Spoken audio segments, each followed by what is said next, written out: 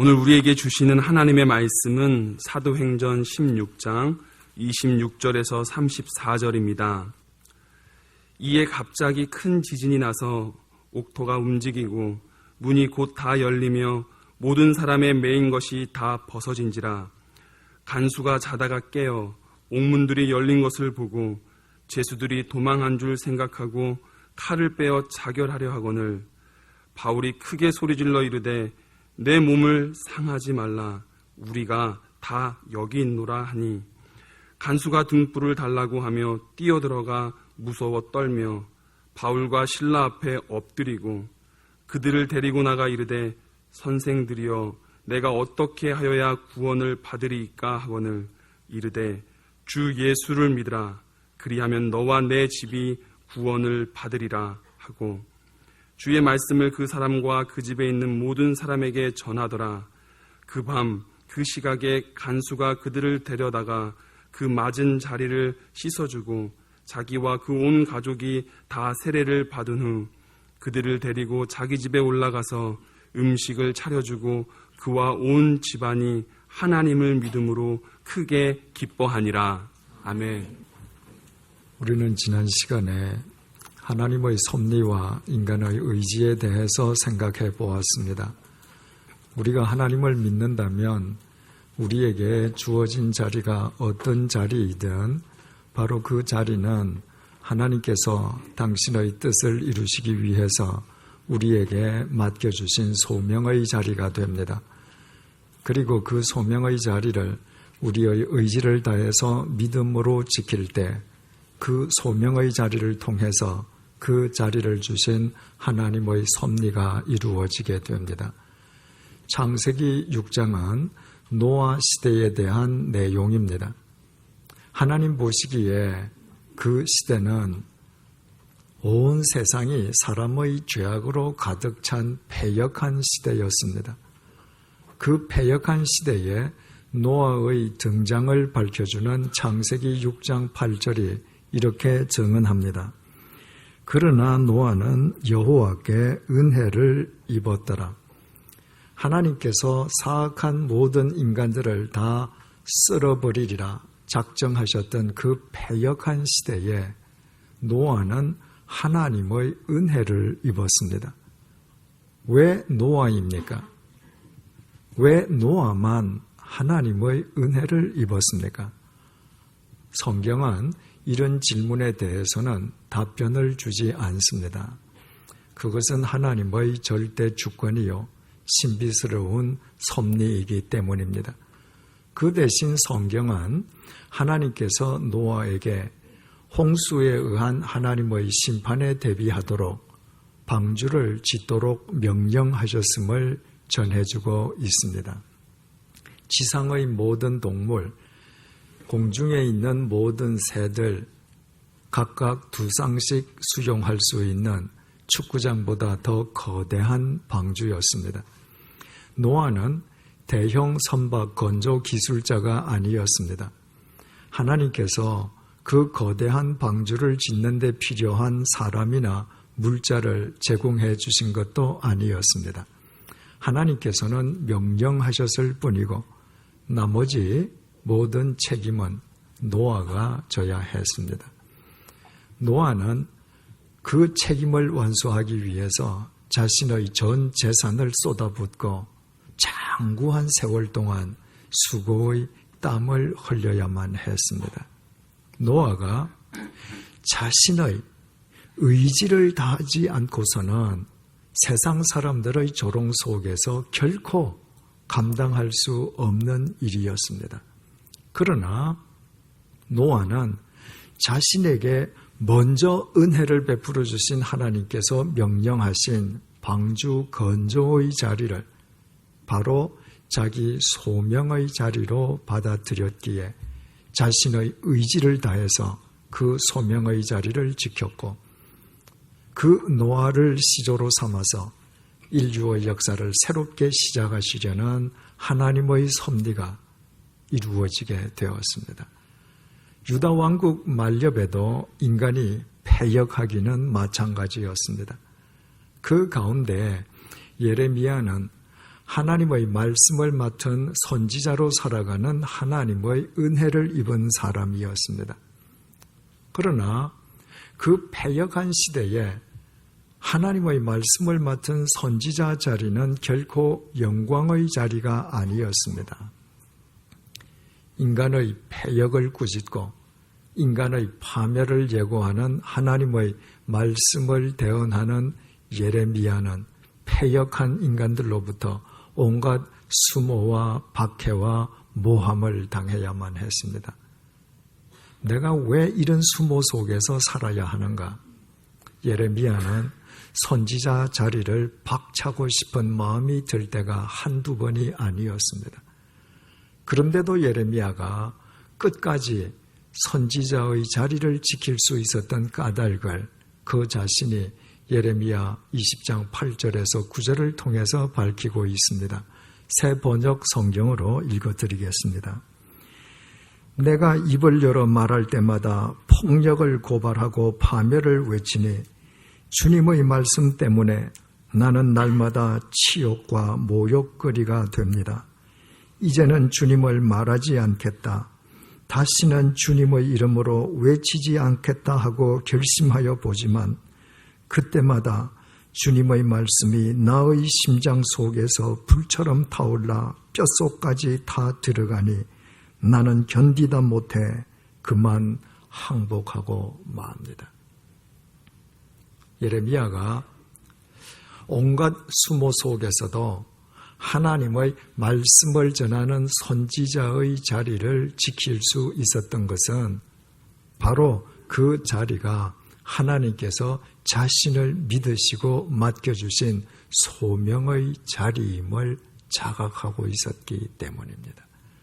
그래서 예레미야는 자신의 의지를 다해서 그 소명의 자리를 지켰고 그 소명의 자리를 통해서 예레미야 당시 사람들에게뿐만 아니라 시간과 공간을 초월하여 오늘날 우리에게까지 당신의 말씀을 주시려는 하나님의 섭리가 성취될 수 있었습니다. 하나님의 독생자이신 예수님께서도 마찬가지셨습니다. 하나님의 독생자가 이 세상에 인간으로 오셨다는 것, 하나님의 독생자가 이 세상에 인간으로 오시되 로마 제국의 황제가 아니라 비천한 갈릴리 빈민으로 오셨다는 것은 철저하게 하나님의 섭리였습니다. 그러나 빈민 예수님의 삶은 단지 가난함만으로 끝난 것이 아니었습니다. 빈민 예수님의 삶은 십자가 죽음의 형벌로 끝나야만 했습니다. 인간의 사지가 십자가에 못 박혀 당하는 죽음의 형벌은 인간이 겪을 수 있는 고통 가운데에 가장 극심한 고통이었습니다. 그래서 예수님께서도 할 수만 있으면 십자가 죽음의 형벌을 면하게 해달라고 십자가 형벌을 목전에 두고 겟세마네 동산에서 땀방울에 피가 맺히기까지 처절하게 기도하시지 않았습니까? 그러나 당신의 뜻이 아니라 하나님의 뜻을 위하여 어찌하여 나를 버리시나이까? 십자가에서 하나님을 향하여 절규하실 망정 당신의 의지를 다해 십자가 죽음을 감수하셨던 것은 예수님께서도 그 십자가가 당신께 주어진 소명의 자리임을 알고 계셨기 때문입니다. 그래서 바로 그 십자가 소명의 자리를 통해서 죄와 사망으로부터 인간을 구원하시려는 하나님의 섭리가 온전히 성취되었습니다. 하나님의 독생자이신 예수님께서도 당신의 의지를 다해 당신의 소명의 자리를 지키심으로 하나님의 섭리가 온전히 이루어질 수 있었다면 그 예수님을 자신들의 주인으로 모신 본문 속의 바울과 실라야 두말해 무엇하겠습니까? 억울하게 지하 감옥에 투옥된 실라와 바울이 두 발에 착고까지 차고 있던 그 한밤중에 갑자기 옥터가 요동쳤습니다. 그와 동시에 감방과 감옥의 문들이 열리고 두 발에 채워져 있던 착고마저 절로 벗어졌습니다. 깊은 잠에 골아 떨어져 있던 간수도 옥터의 요동에 깜짝 놀라 잠에서 깨어났습니다. 그는 감방과 감옥의 문들이 다 열려 있는 것을 확인하자마자 자기 칼을 빼어 스스로 자결하려고 했습니다. 빌립보의 행정관들이 철통같이 경비하라고 엄명을 내렸던 바울과 실라가 탈옥했음이 분명하다고 속단한 것이었습니다. 그 광경을 감방 안에서 지켜보던 바울이 간수에게 소리를 쳤습니다. 28절 하반절입니다. 내 몸을 상하지 말라. 우리가 다 여기 있노라. 더러운 귀신에 사로잡힌 채 악덕 고용주에게 착취당하는 가련한 여인을 구해주는 선한 일을 하고도 바울과 실라가 억울하게 태형을 당하고 지하 감옥에 갇혀 두 발에 착고마저 차게 된 것은 그들의 의지와는 전혀 무관한 하나님의 섭리였습니다. 그러나 감옥의 문들이 열리고 두 발의 착고마저 열려 얼마든지 감옥에서 빠져나갈 수 있었음에도 바울과 실라가 감방 안에 그대로 앉아 있었던 것은 그들의 의지였습니다. 그들은 그날 밤 그들이 갇혀 있는 지하 감옥이 하나님께서 당신의 섭리를 위해 자신들에게 맡겨주신 소명의 자리임을 믿었기에 그 상황 속에서도 의지를 다해 감방을 지키고 있었습니다. 그래서 바울은 스스로 자살하려는 간수를 향해서 내 몸을 상하지 말라고 그를 제지하면서 우리가 어느 곳도 아니고 여기 감방 안에 그대로 앉아 있다고 소리칠 수 있었습니다. 바울과 실라가 그날 억울하게 그 감옥에 투옥당하지 않았던들 그 감옥의 간수는 영영 구원받지 못했을 것입니다. 만약 감옥의 문들이 열리고 발의 착고가 벗어졌을 때 바울과 실라가 감옥을 벗어나 버렸더라면 그 감옥의 간수는 비극적인 자살로 자기 생을 마감했을 것이요 그의 권속들은 그로 인해서 일평생 피멍든 가슴을 부여안고 살아야만 했을 것입니다. 그러나 바울과 실라가 그날 그 지하 감옥을 자신들의 소명의 자리로 알고 의지를 다해 지켰기에 바로 그 한밤중 그 감옥 속에서 감옥의 간수와 그의 권속들을 구원하시려는 하나님의 섭리가 온전히 이루어질 수 있었습니다. 하나님을 믿는 그리스도인들은 하나님의 뜻이 내일 저기에서가 아니라 바로 지금 여기에서부터 이루어짐을 믿는 사람들입니다. 그러므로 그리스도인에게 어떤 자리이든 지금 바로 여기에 주어진 자리치고 소명의 자리 아닌 것이 없습니다. 우리가 속해 있는 가정과 일터는 말할 것도 없고 바울과 실라처럼 선한 일을 하고도 투옥당하면 투옥당한 감방이 바로 소명의 자리요. 우리가 지하철을 타고 있으면 그 차량 속이 바로 소명의 자리가 되는 것입니다. 그러므로 우리는 언제 어디에서든 지금 바로 여기에 주어진 그 자리를 우리의 의지를 다해서 소명의 자리로 지켜나가야 합니다. 그 소명의 자리에는 우리가 맺고 있는 모든 사람과의 관계뿐만 아니라 우리가 살고 있는 나라도 포함된다고 했습니다. 그래서 지난 주일 우리가 일본에 의해 무력으로 우리나라를 강탈당한 경술국치 102년을 맞이해서 우리가 대한민국 국민으로서 앞으로 그 어떤 외부의 침략에 의해서도 국민의 생존권이 위협당하지 아니하도록 우리의 의지를 다해서 우리의 주권과 영토를 지켜야 한다고 말씀드렸습니다. 그와 동시에 우리는 그리스도인으로서 바로 여기 중국과 일본 사이에 위치한 한반도에서 중국, 한국, 일본이 평화롭게 공존하는 미래를 일구기 위해 우리의 의지를 다해 평화의 가교 역할도 감당할 수 있어야 된다고 말씀드렸습니다. 남북이 분단되어 있는 한반도 남쪽에 살고 있는 우리나라 사람들은 비행기를 타거나 선박을 이용하지 않으면 외국에 갈 수가 없습니다. 그래서 우리나라 사람들에게 외국은 늘 심정적으로 먼 나라로 각인되어 있습니다. 자동차를 타거나 걸어서는 외국에 절대로 갈 수 없기 때문입니다.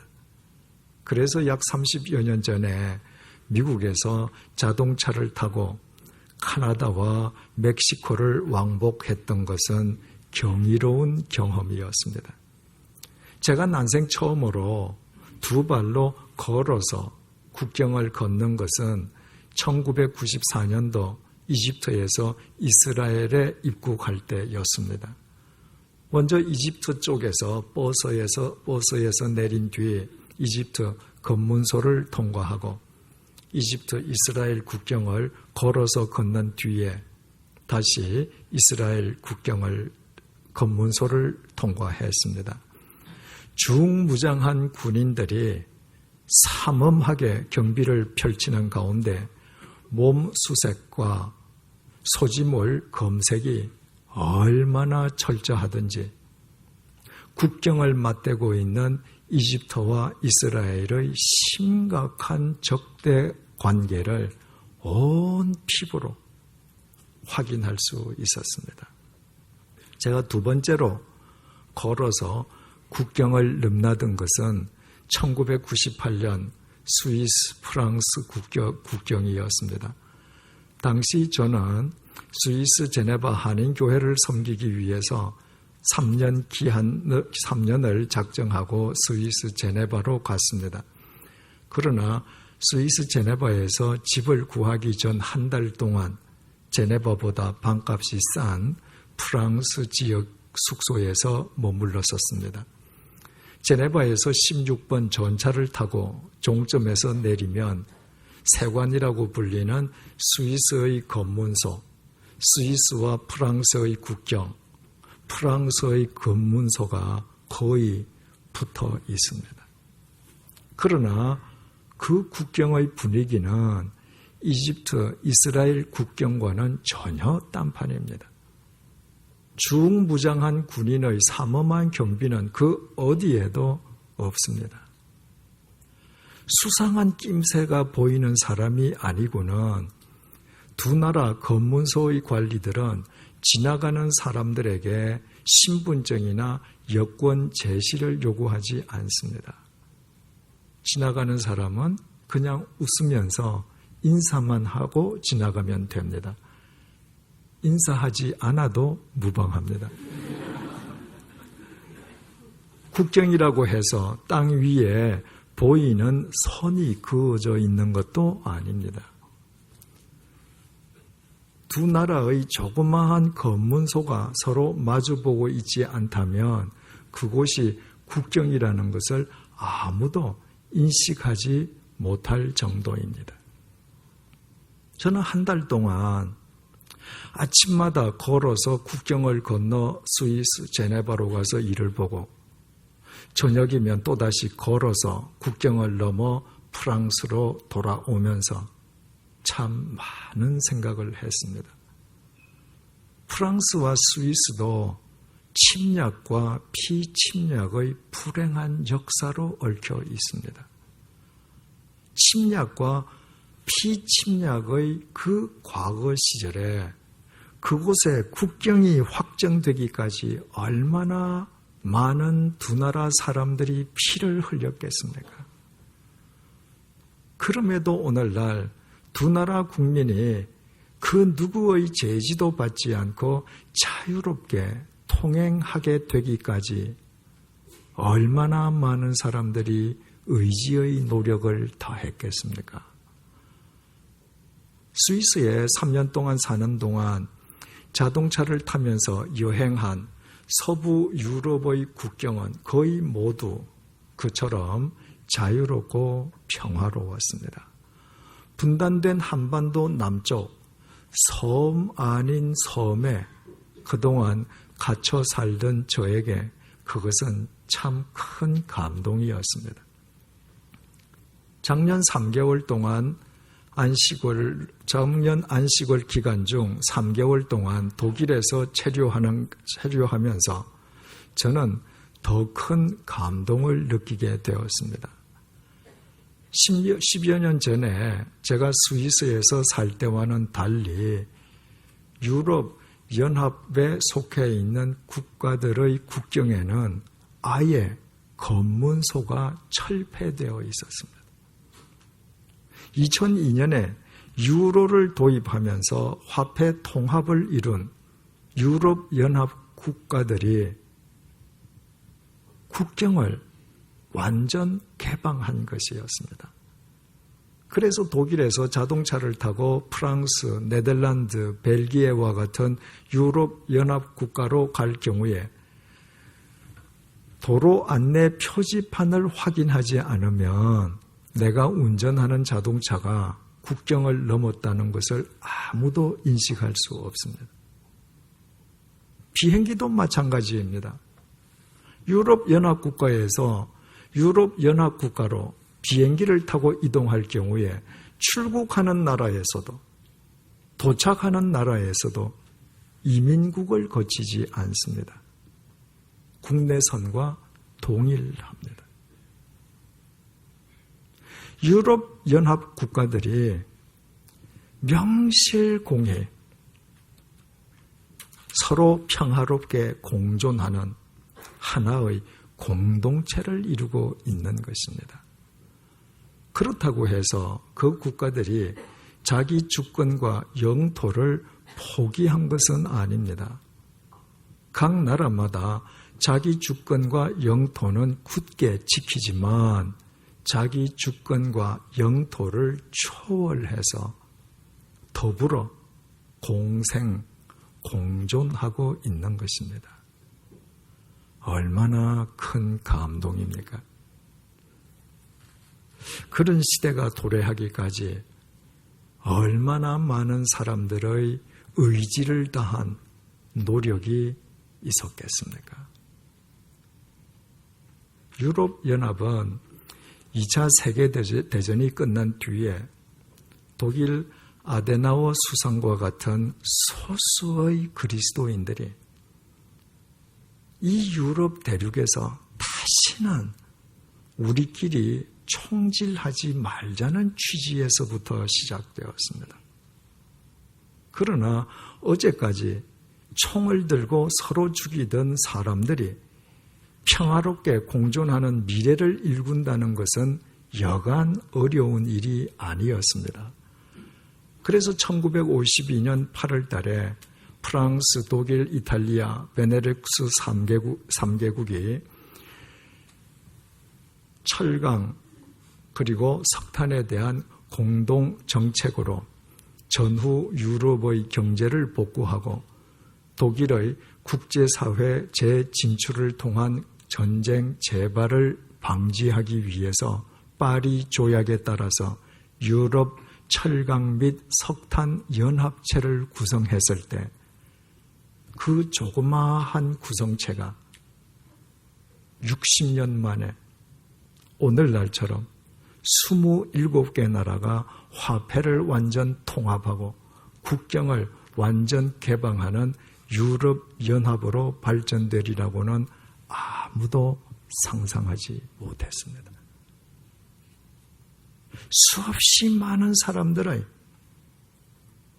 의지를 다한 노력의 결과로 오늘날과 같은 유럽연합체가 역사적 실체로 드러나게 된 것입니다. 2차 대전 후에 소수의 그리스도인들이 유럽 대륙을 유럽인들의 화합을 향한 소명의 자리로 의지를 다해 일구었던 그 작은 의지가 60년 만에 절대 다수의 의지로 확장된 것입니다. 역사의 주관자가 하나님이시라면 그 어찌 하나님의 섭리가 아니겠습니까? 자금 스페인, 이탈리아, 그리스의 재정 위기에서 보듯이 앞으로도 유럽연합은 여러 고비를 넘어가야 할 것입니다. 그러나 유럽연합 국가들끼리 다시는 서로 총질하지 않는 공고한 평화의 기틀이 구축되었다는 의미에서 오늘날의 유럽연합이 있게 하기 위해 의지를 다해 노력했던 사람들의 공로는 날이 갈수록 빛을 더하게 될 것입니다. 그 유럽 대륙에서 작년 3개월 동안 머물면서 동북아시아에서도 중국, 한국, 일본이 함께 평화롭게 공존하는 미래를 일굴 수 있다는 소망을 품게 되었습니다. 10여 년 전에 제가 제네바 한인교회를 섬길 때 스위스 개혁교회 연맹 총회에 참석했던 적이 있습니다. 마침 그 자리에 일본에서 파송 나온 일본인 선교사도 참석했습니다. 객지에서 같은 동양인끼리 만나서 반갑게 서로 인사를 나누었습니다. 한참 뒤에 스위스 목사님 한 분이 제게 질문을 던졌습니다.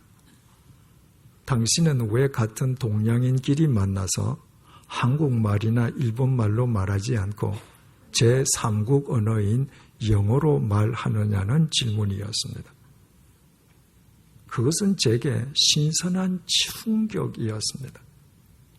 저는 그동안 일본 사람을 만나서 영어로 이야기하는 것에 대해서 이상하게 생각해 보았던 적이 단 한 번도 없었습니다.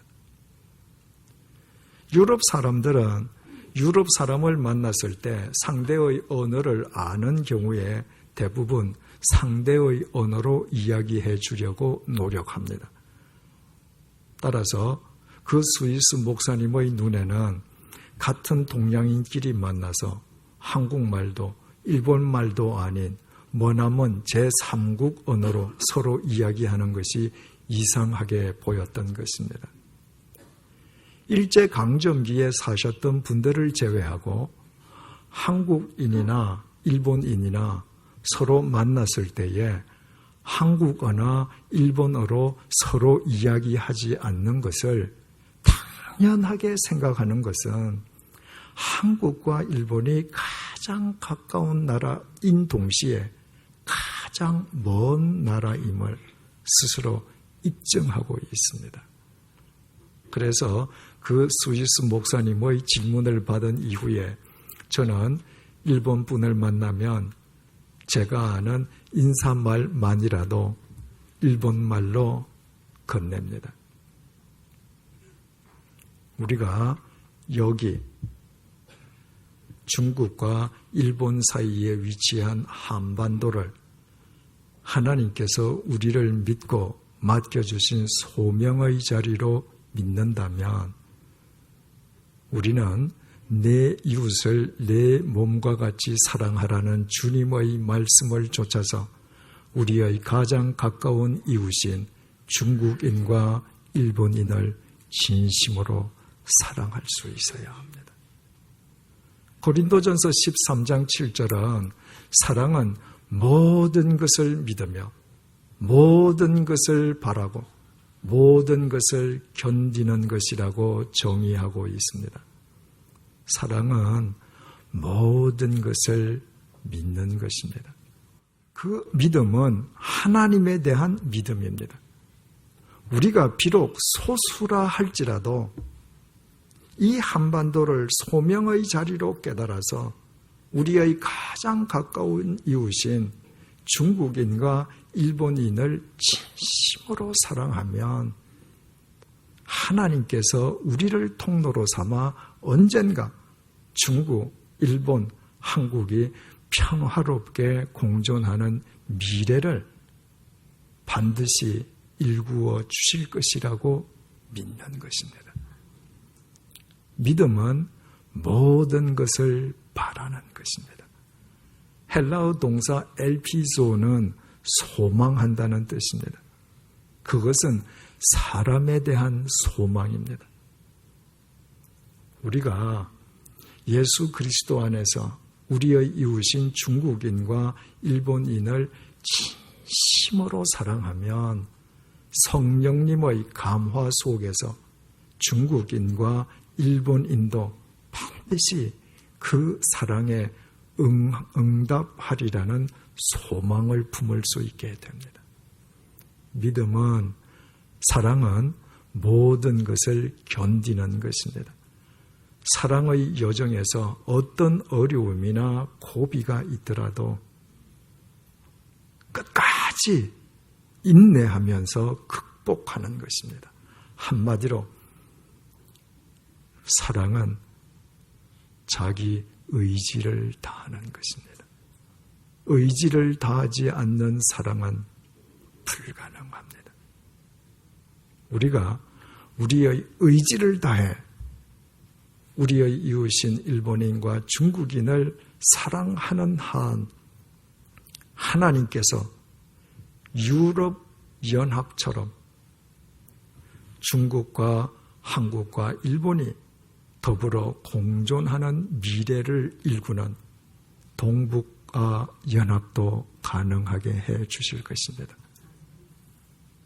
무소부재하신 하나님께서는 유럽 대륙에서만 하나님이신 것이 아니라 여기 동북아시아에서도 하나님이시기 때문입니다. 오랫동안 백인들의 차별과 냉대 속에서 고통받던 미국의 흑인들이 오늘날에는 법적으로, 사회적으로 백인들과 동등한 권리를 지니게 되었습니다. 이제 미국에서 백인과 흑인이 결혼하는 것을 이상하게 생각하는 사람은 없습니다. 흑인에게 인종차별적인 발언을 하면 직위 고하를 막론하고 법의 제재를 받게 되어 있습니다. 더욱이 현 미국 대통령이 흑인의 아들입니다. 몇십 년 전만 하더라도 그 모든 것은 상상도 할 수 없는 일입니다. 미국 사회가 오늘날처럼 발전하게 된 그 꼭지점에는 한 사람의 흑인, 마틴 루터 킹 목사가 있습니다. 마틴 루터 킹 목사는 자신이 태어난 미국을 흑인과 백인이 화합하는 소명의 자리로 일구기 위해 인종차별주의자의 총에 맞아 죽을 때까지 자신의 의지를 다했습니다. 흑인으로 태어난 그는 흑인으로서 흑인만 사랑한 것이 아니라 백인도 진심으로 사랑했습니다. 1963년 워싱턴 링컨 기념관에 운집한 25만 명의 청중 앞에서 그는 그 유명한 연설을 했습니다. 오늘 여러분들에게 이 말씀을 드리고 싶습니다. 지금도 그렇고 앞으로도 많은 어려움을 겪어야겠지만 나에게는 꿈이 있습니다. 그것은 아메리칸 드림에 깊이 뿌리 내리고 있는 꿈입니다. 나에게는 언젠가 이 나라가 우뚝 솟을 것이며 모든 사람은 평등하게 창조되었다는 신조의 참 뜻에 맞게 살아갈 것이라는 꿈이 있습니다. 어느 날 조지아주의 붉은 언덕에서 노예의 후손과 노예 주인의 후손이 형제처럼 한 식탁에 앉게 되는 꿈입니다. 나에게는 꿈이 있습니다. 흑인 어린이들과 백인 어린이들이 형제 자매처럼 손을 맞잡게 되는 꿈입니다.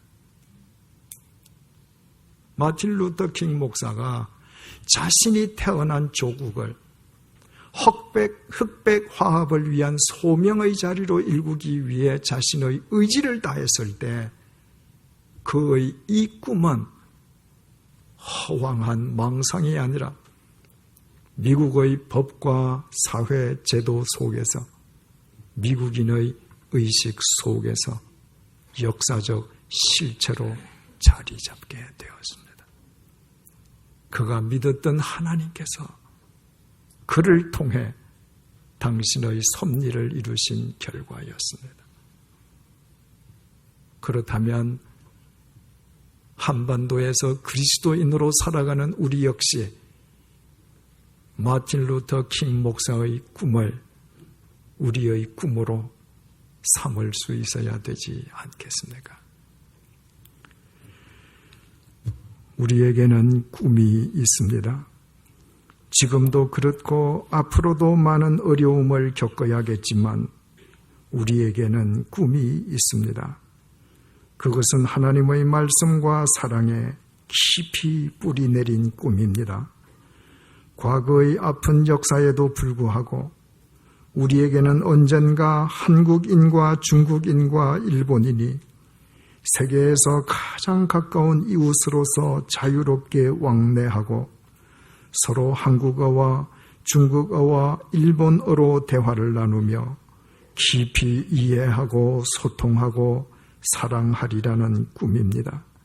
우리에게는 꿈이 있습니다. 한국 어린이들과 중국 어린이들 그리고 일본 어린이들이 친형제 자매처럼 손을 맞잡고 함께 인류의 평화를 일구어 나가는 꿈입니다. 우리가 비록 소수라 할지라도 여기 하나님께서 주신 중국과 일본 사이의 한반도를 우리의 의지를 다해 우리 소명의 자리로 지켜가는 한 하나님께서는 당신의 섭리를 위해 우리의 꿈이 반드시 이루어지게 해 주실 것입니다. 불행한 과거로 얽혀있는 동북아시아에서 중국, 한국, 일본이 평화롭게 공존하는 미래를 일구어 주는 것보다 우리 후대를 위한 더 큰 선물은 없습니다. 기도하시겠습니다. 하나님의 뜻은 내일 저기에서 이루어지는 것이 아니라 지금 여기에서부터 이루어지고 있기에 지금 여기 우리에게 주어진 모든 자리가 소명의 자리임을 일깨워 주신 하나님께서 이 시간 우리에게 꿈을 주셔서 감사합니다. 나의 가정이 진정한 믿음의 공동체로 서기 원하는 나의 꿈이 이루어질 수 있도록 그리스도인인 내가 먼저 나의 의지를 다해 내 가정을 소명의 자리로 지키게 해 주십시오. 나의 일터를 참된 화합의 공동체로 일구려는 나의 꿈이 이루어질 수 있도록 그리스도인인 내가 먼저 나의 의지를 다해 내 일터를 소명의 자리로 지키게 해 주십시오. 우리나라가 하나님의 공의와 사랑의 공동체로 세워지기 원하는 우리의 꿈이 이루어질 수 있게끔 그리스도인인 우리가 먼저 우리의 의지를 다해 우리나라를 우리 소명의 자리로 지키게 해 주십시오. 남북한이 서로 겨눈 총뿌리를 내리고 하루빨리 평화 통일을 이루기를 기도하는 우리의 꿈이 이루어질 수 있도록 그리스도인인 우리가 우리의 의지를 다해 한반도를 소명의 자리로 지키게 해 주십시오. 한국인과 중국인과 일본인이 서로 손을 맞잡고 평화롭게 공존하는 미래가 도래하기를 믿고 소망하고 견디는 우리의 꿈이 이루어질 수 있도록 그리스도인인 우리가 우리의 의지를 다해 여기 한반도에서부터 중국인과 일본인을 진심으로 사랑하게 해 주십시오. 그리하여 우리 모두 예수 그리스도 안에서 이 시대를 위한 노아와 예레미야, 바울과 신라가 되게 해 주시고 우리의 꿈이 온 세계 인류를 위한 하나님의 섭리로 승화되게 해 주십시오. 예수님의 이름으로 기도드립니다. 아멘.